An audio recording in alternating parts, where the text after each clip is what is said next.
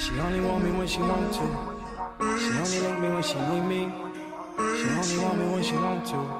I said, goddamn, goddamn. Yeah, why you do that? Why do you do that? All in my phone, checking my text, can you leave it alone? She said while I'm trying to drive, passenger side while we on the road. Shorty, when you with me, it's like 2, 3, and 3, 3. Ain't got no confidence league. Bad dude, bad rings on repeat. Something like a streak, I'm gonna make you believe. I said, goddamn, goddamn. Yeah, how you do that? Yeah, how you do that? I said, goddamn. Yo. Upstate, where you at? What's up, y'all? Welcome to the Swavey Show. Woo woo. Swavey Show. How you doing, Dage? How you doing, Cocos? You know, it's Coco Moco on the Sheenery, Krispy Creamery. Mm-hmm. You Zeta know, Great. You know, with my wonderful co-host, Zeta Great. Oh, And you know, we wouldn't be nothing without our DJ, Mr. Fire Skull. What's cool? I'm here to say Fire Skull. That's how you feeling? What's up, guys? What's up, Fire Skull? So welcome, guys, to the Swavey Show. Tonight, we are talking about trapping. Trapping. But I'm not talking about, like at the bando. I'm talking about people that's self-made, self-paid. Our It is trapping out the bando, because where you think they start from? In the bando. It is trapping out the bando. it is. Just not, He does have perfect hood logic. Okay. It's not illegal trapping. That's Oh, okay. Illegal trapping. Yeah. But these are the people that are self-made, self-paid entrepreneurs, $1 million moguls in the making. So we wanted to talk to these people and see what they about and what they doing in life, how they moving and shaking in society, Gotta make it on their own. Got their own businesses. I know they about to strive. They be like, I don't need this. I got don't my need this. own job. I own my own business. Okay. 10, sis. 15 years from now, they go, your uncle sells his own stuff, right? And actually successful and not just kind of like those wannabe stories like, oh, back in my day.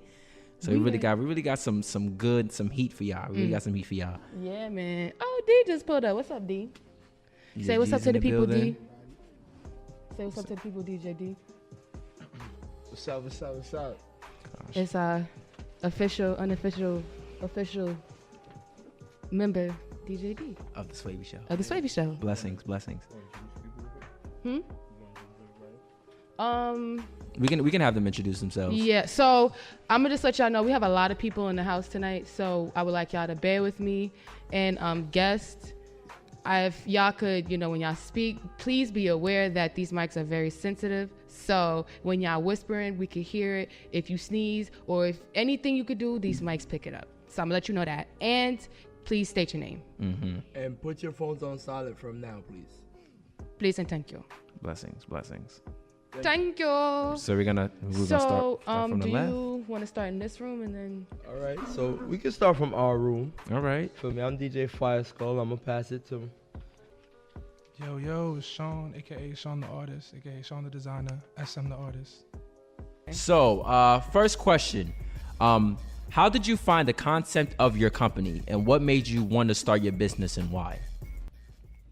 Sean, or I already said your name, but For me at least, like, I've been designing since, I would say around 12, 13. I was one of the youngest artists that was a part of a big team for a gaming team that was nationally recognized. So I was like, you know what? I'm gonna take this like talent and I'm gonna keep working at this craft. And I kind of like started freelancing on my side. So I freelanced with a bunch of other creators, other artists, other groups, teams, etc. And little by little, like my name started to expand and I started getting more clients. And I started to know what I wanted to do. Like I just wanted to create art and create designs as well. okay. So start from young, okay. Yes. So yes, I love all of these different, it's dope. These different concepts for all these different brands. So we got some chefs in here.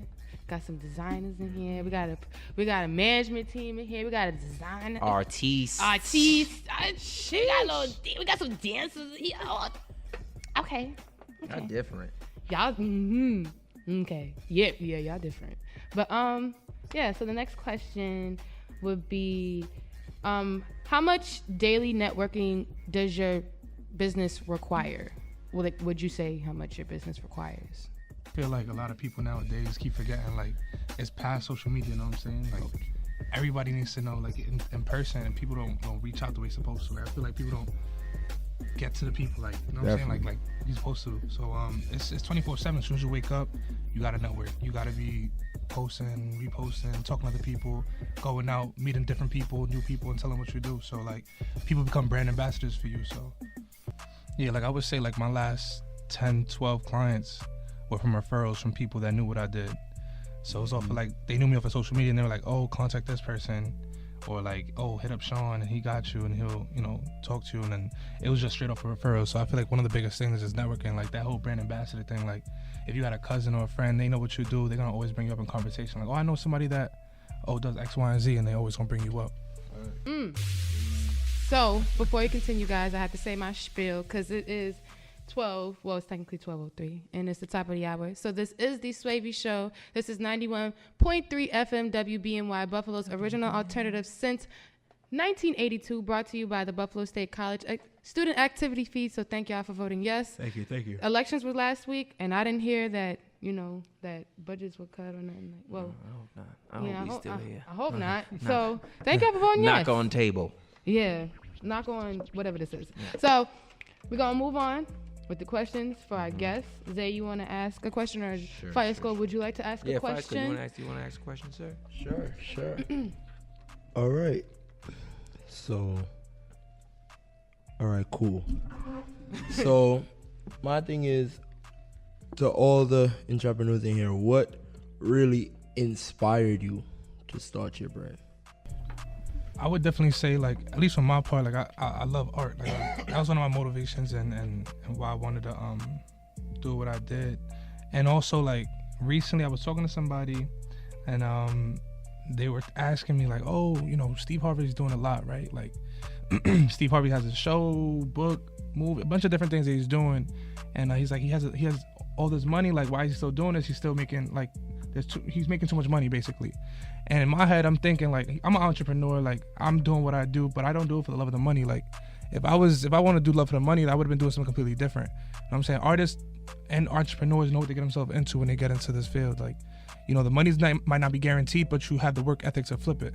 And so, like, when he was bringing that up, I was thinking, I used to, like, look at these interviews and Steve Harvey talking, like, you know, he's saying, like, it's all about the work ethic. He loves to do it. He loves to be waking up at X, Y, and Z amount of hours and going to, you know, 3, 4, 5 different events a day and having to record and write, etc. Just because he loves it. Like, he loves to do that kind of work. And for him, it's not work. Like, when you love what you do, it's not work. And he's not doing it for the bread. I mean, he might make money off of it, but I'm pretty sure he loves what he's doing. Like, if he didn't love what he was doing, he wouldn't be doing it. So, and that goes for all the people. I don't know, speak for everybody in the room. Like, I'm pretty sure we all love what we do. So, it's not all for the bread. Like, the bread comes with it, but we got passion for this, and that's kind of like what drives us. Ding dong. Hello. Yes. Right now. Y'all back? Y'all here? Yeah, we good? We alive? We in action? Yo. All right. Hello. That's what the awkward side. Thank you. Blessings. Okay, so everybody's back. That was a great little break with DJ Fire Skull, and we're gonna go back into these questions with our guests. So, another question I wanted to ask is, wait, hold on. Sis. Do you want to ask the question? Do you want to ask your question? Yeah, sure. So I know we talked about like a lot of the positives and the aspirations and what makes your brand so different. So have you ever had any negative experience with any of your clients? I would say last year. What's that? Oh, nothing. I would say one of the worst, not worst, but like one of the a bad experience I had, but it was due to my ignorance at that time. It was my lack of knowledge of like the business aspect of things. Like when I was starting out, like doing work and then like someone doing the runaway, like not being able to, not paying for like the work that I did, or trying to scam, you know what I'm saying, trying to scam their way through the system. Like, so one of the ways I kind of like got over that or learned more about the business was how people handle, you know, graphic work. When you're selling a service, you're selling a product. In a sense, is like I had to start picking up different ways of handling the money aspect of things. So either down payments or like contractual stuff. But that was due to my lack of knowledge of the business side of things. Okay. Thank you, guests. Thank you, guests, for your honesty. Okay. So, my question is for the guests, what separates you from other individuals in your particular field? So everybody has like everybody has their own business, but obviously there's competition in that business. So what separates you from everybody else in your field? So we can start with over there. Oh, okay. This is Sean the artist, the SM under every flyer you see that you like. So I feel like one thing that separates me from other individuals in my field is that I feel like nowadays everybody wants to be something, like, you know, something in their bio, like they want to have something that's, you know, has like a makeup artist or I'm a rapper, this and the third. And so like it's fun, that's cool, but I feel like something that sets me aside is the hours that I put into this craft. And that's something that people don't take into account.